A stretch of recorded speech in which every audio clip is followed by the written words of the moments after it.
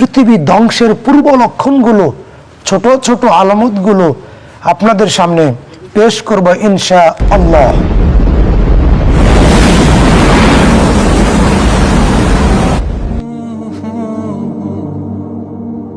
আসসালামু আলাইকুম ওয়া রাহমাতুল্লাহি ওয়া বারাকাতুহু। ইন্নাল হামদুলিল্লাহ ওয়াসসালাতু ওয়াসসালামু আলা খায়রি খালকিহি মুহাম্মাদিন সাল্লাল্লাহু আলাইহি ওয়াসাল্লাম। আলহামদুলিল্লাহ। উপস্থিত শ্রোতা মণ্ডলী, দূরের কাছের যে যেখান থেকে শুনছেন, দেশের বাহিরে, আজকে আমরা সংক্ষিপ্ত আকারে কিয়ামতের আলামত, কিয়ামতের নিদর্শন, পৃথিবী ধ্বংসের পূর্ব লক্ষণগুলো, ছোট ছোট আলামতগুলো আপনাদের সামনে পেশ করব ইনশাআল্লাহ। রাসূল আকরাম সাল্লাল্লাহু আলাইহি ওয়াসাল্লাম বলেছেন, কিয়ামতের ছোট ছোট আলামতের প্রথম হচ্ছে নবীজি সাল্লাল্লাহু আলাইহি ওয়াসাল্লামের আগমন। নবী সাল্লাল্লাহু আলাইহি ওয়াসাল্লাম আগমন করেছেন, তিনি পৃথিবী থেকে বিদায় নিয়ে চলে গেছেন। এটা হচ্ছে কিয়ামতের প্রথম আলামত।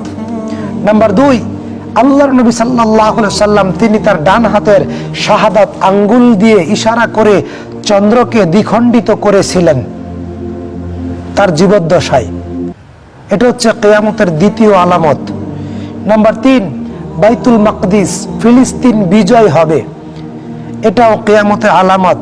নাম্বার 4, ধন সম্পদ বৃদ্ধি পাবে, মানুষের ধন সম্পদ এমন পরিমাণে হবে,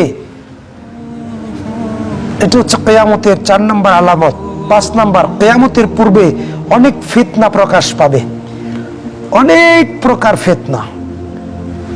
আয় উপার্জন এক প্রকার ফিতনা, অর্থ সম্পদ এক প্রকার ফিতনা, চাকরি, ব্যবসা বাণিজ্য, স্ত্রী, সন্তান, mobile, YouTube, Facebook, Twitter, TikTok, বিভিন্ন প্রকার খেলাধুলা, বাজিমাত, এগুলো একটা ফিতনা।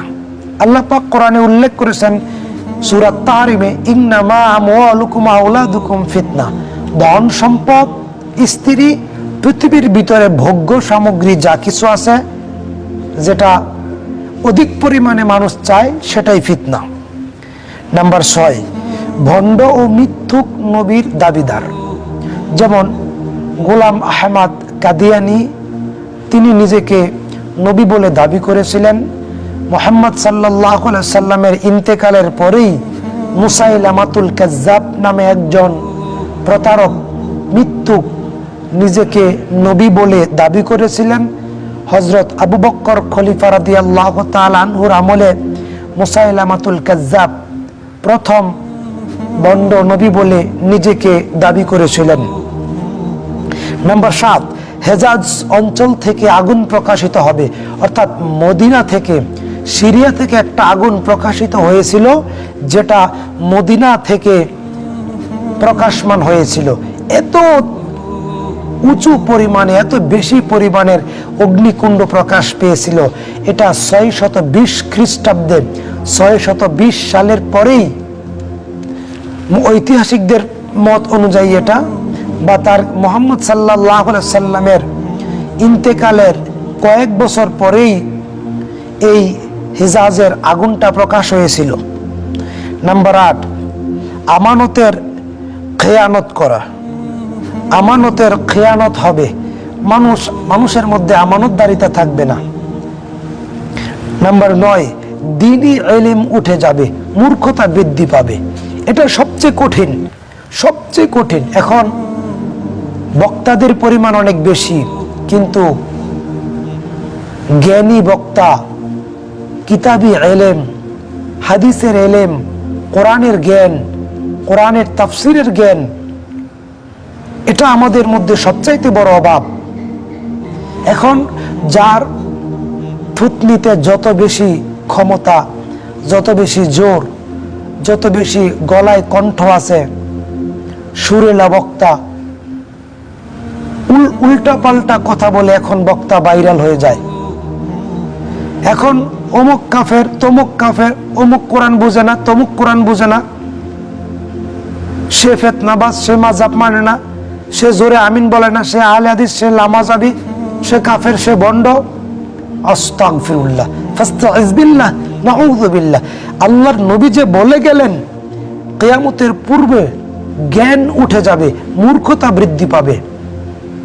দেখুন, সহশিক্ষা, নারী পুরুষ এক সমানে শিক্ষা অর্জন করা, হাই স্কুলে পড়াশোনা করা, কলেজে পড়াশোনা করা, ভার্সিটিতে পড়াশোনা করা, এগুলো হারাম। এটা আল্লাহ পাক হারাম ঘোষণা করেছেন।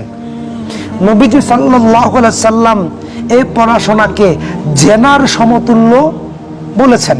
সহিহ মুসলিম শরীফের একটি হাদিস, আবু হুরায়রা রাদিয়াল্লাহু তাআলা আনহু থেকে বর্ণিত, নবী সাল্লাল্লাহু আলাইহি সাল্লাম বলেছেন, এমন একটা সময় আসবে যারা চোখ দিয়ে দেখবে, চোখের জেনা হবে, কান দিয়ে শুনবে, কানের জেনা হবে, হাত দিয়ে ধরতে যাবে, হাতের জেনা হবে, পাও দিয়ে হেঁটে যাবে, পায়ের জেনা হবে, অন্তর দিয়ে চিন্তা করবে, অন্তরের জেনা হবে।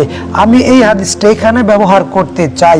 ওই শিক্ষকরা যারা হাই স্কুলে, আপনার বিবেকের কাছে আমার প্রশ্ন, হাই স্কুলের একজন 9-10-এ পড়ুয়া ছাত্র ছাত্রী, তারা কি বিবাহ, যৌন সঙ্গম, সহবাস, সন্তান জন্ম দেওয়া, এইগুলো কি তারা বুঝেন না?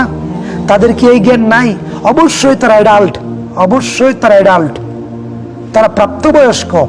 তাহলে একজন সুদর্শন পুরুষ শিক্ষক যখন ক্লাস 9-10 পড়ুয়া ছাত্রীর সামনে দাঁড়িয়ে, ছাত্রর সামনে দাঁড়িয়ে ক্লাস করে, শিক্ষকের চোখ দিয়ে ওই পরের মেয়েটাকে, পরের কন্যাটাকে যে দেখে, নবী সাল্লাল্লাহু আলাইহি সাল্লাম এই দেখাটাকেই জেনার কথা বলেছেন। এই দেখাটাই জেনা। এই যে ছাত্র ছাত্রী এক সমানে এক ক্লাসরুমে বসে পড়াশোনা করে,